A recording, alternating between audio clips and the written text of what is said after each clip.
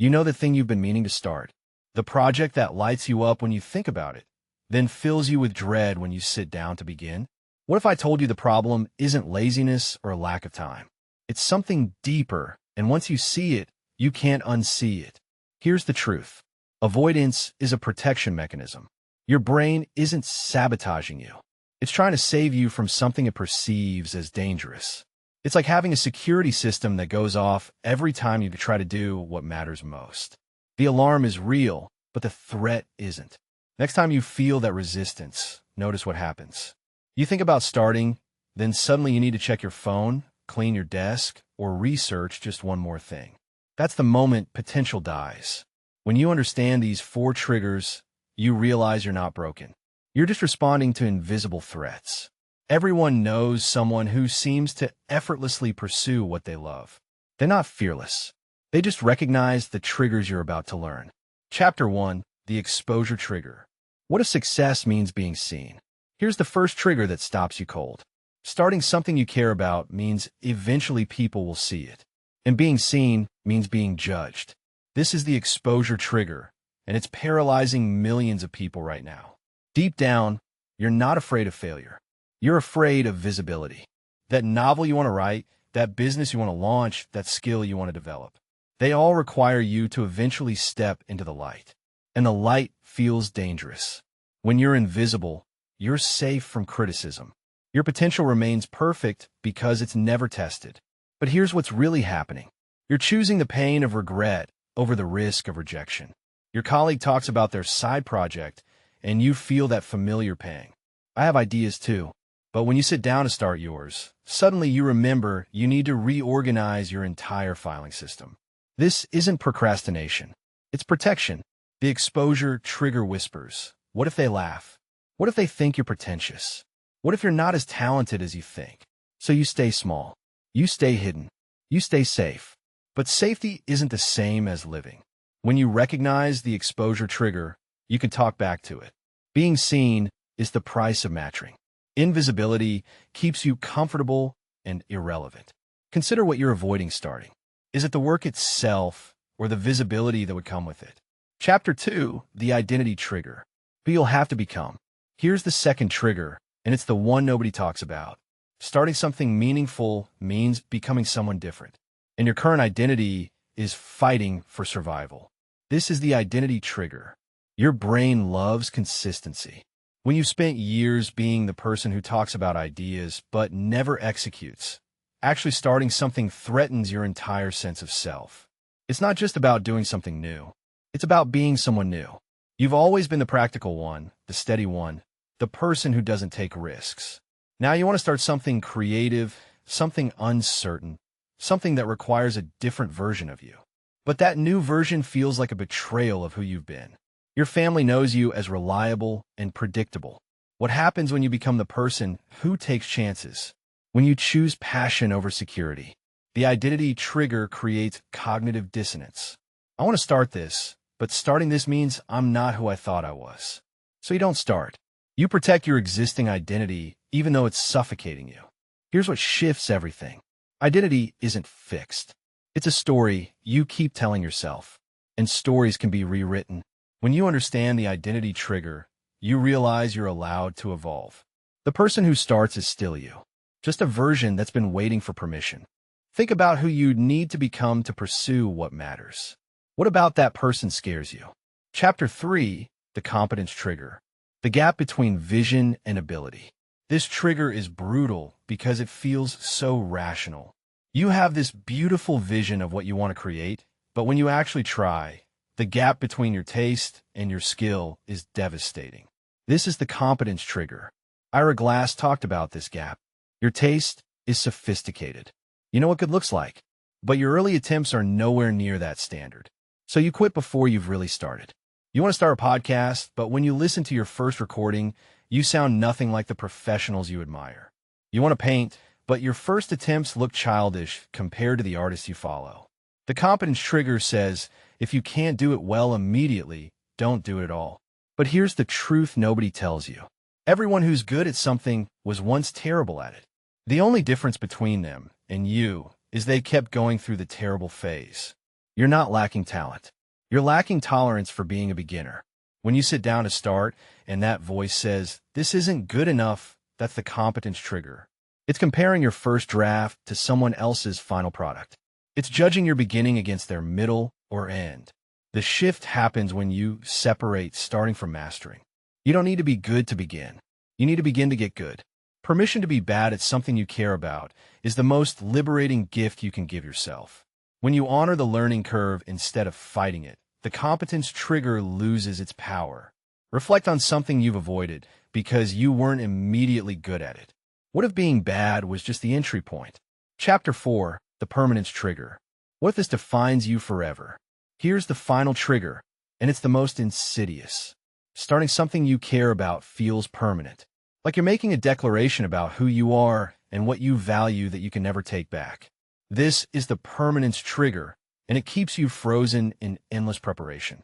You think, if I start this business, I'm a business owner forever.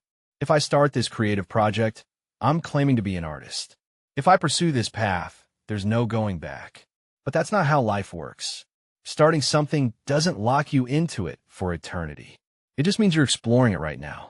The permanence trigger makes you catastrophize commitment. What if I invest all this time and then realize it's not for me? What if I fail publicly? What if people remember this forever? So you stay in research mode, planning mode, someday mode, because those don't require commitment. Your friend starts their thing, and you feel simultaneously inspired and terrified. Inspired because they did it. Terrified because now there's evidence that starting is possible, which means your excuses are just excuses. The permanence trigger protects you from the vulnerability of trying. If you never start, you never have to face the possibility of stopping. You never have to admit you were wrong or that something was harder than you thought. But here's the perspective shift. Nothing is permanent except not trying. You can start something, learn from it, and choose differently later. That's called growth, not failure. When you release the permanence trigger, you give yourself permission to experiment, to try things, to start without knowing the ending. Life isn't a tattoo. It's a sketch you keep revising. Consider what you'd start if you knew you could change your mind later without judgment. Chapter 5, recognizing your dominant trigger. Which one controls you? Now that you know all 4 triggers, here's what matters most. You probably have one dominant trigger that stops you more than the others. Identifying it changes everything. The exposure trigger person researches endlessly but never shares their work.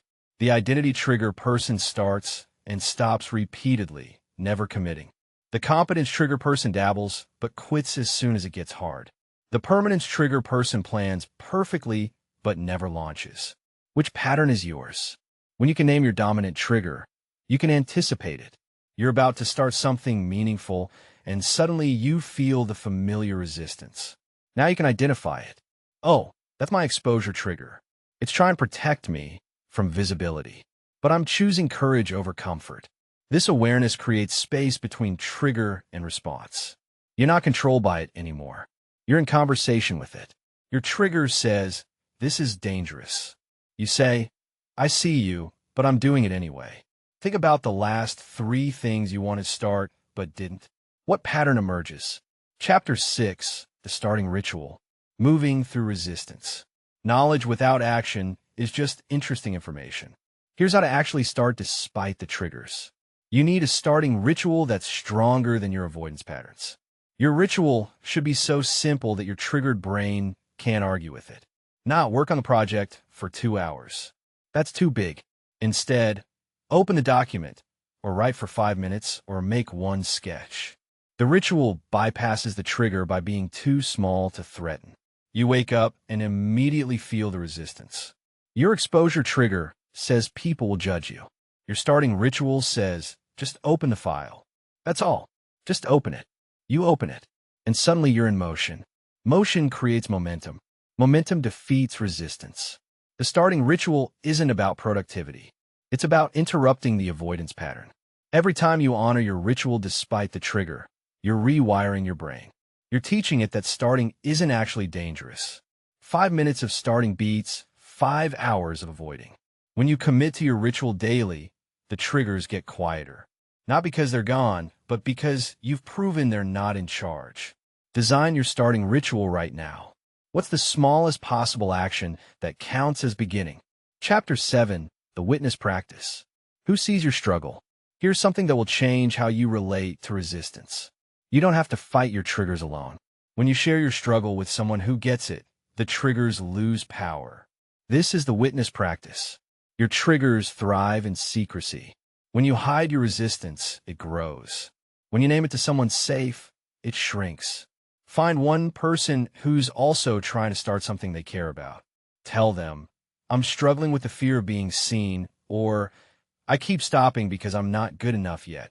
Just naming it creates relief. You're not performing confidence. You're being honest about the process. Your witness doesn't need to fix you or motivate you. They just need to say, me too, or I see you trying. That validation interrupts the isolation that feeds avoidance.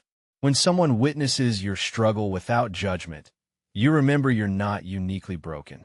You're just human, facing the universal challenge of creating something from nothing. The witness practice transforms starting from solo battle into a shared journey. You text your witness, the trigger is loud today, but I'm doing my ritual anyway. They respond, proud of you. That's enough.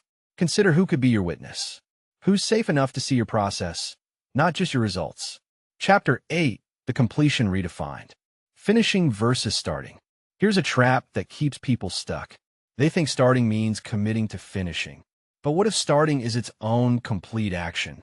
This reframe dissolves the permanence trigger. You don't start to finish. You start to learn. You start to explore. You start to discover if this thing matters as much in practice as it does in theory. Finishing is optional. Starting is the whole point. When you release the pressure to complete everything you begin, starting becomes lighter. You're not signing a contract. You're conducting an experiment. Maybe you start and realize it's not for you. That's not failure. That's data. Maybe you start and it's harder than expected, so you pause and return later. That's not quitting. That's pacing. The all-or-nothing mindset says, start only if you'll finish. The growth mindset says, start to see what happens. One keeps you frozen. The other sets you free. You've been avoiding starting because you're afraid you won't finish. But what if finishing isn't the goal? What if starting itself is the victory? When you redefine completion, you remove the weight that makes starting feel impossible. Every beginning is already whole. Think about something you started and didn't finish. What did you learn from just starting? That learning counts. Chapter 9, The Trigger as Teacher. What resistance reveals? Your triggers aren't enemies. They're messengers. When you learn to listen to what they're protecting, they become guides instead of obstacles. This is the advanced practice. The exposure trigger reveals you care about connection and belonging. The identity trigger shows you're ready to evolve. The competence trigger indicates you have standards and taste. The permanence trigger demonstrates you value thoughtful commitment. Every trigger is trying to keep you safe from something that once hurt you. Maybe you were laughed at as a child. Maybe you failed publicly before. Maybe someone told you to be realistic. Your triggers remember. They're doing their job, but their job is based on old information. When you thank your triggers for trying to protect you, then gently explain that you're safe enough to try now, something shifts. You're not fighting yourself anymore. You're integrating all parts of you. The part that's afraid and the part that's ready. Both can be true. You can be scared and still start. When triggers become teachers, resistance becomes information. Oh, I'm really afraid of this. That means it really matters to me. That means I should definitely do it. Examine your strongest trigger. What's it trying to protect you from? Can you thank it and proceed anyway? Chapter 10, The Practice of Beginning Again. Every start is practice. Here's the final truth. You'll probably avoid starting things you care about many times in your life. The triggers don't disappear. You just get better at recognizing and moving through them. This is the practice of beginning again. Every single time you face resistance and start anyway, you're building your starting muscle. Some days will be easy. Most days it won't be. That's not a problem. That's the practice. You avoided starting today. Tomorrow, you can begin again. You started, got triggered, and stopped. Next week, you can begin again. Beginning again isn't failure. It's the whole practice. The person who starts once and never stops doesn't exist.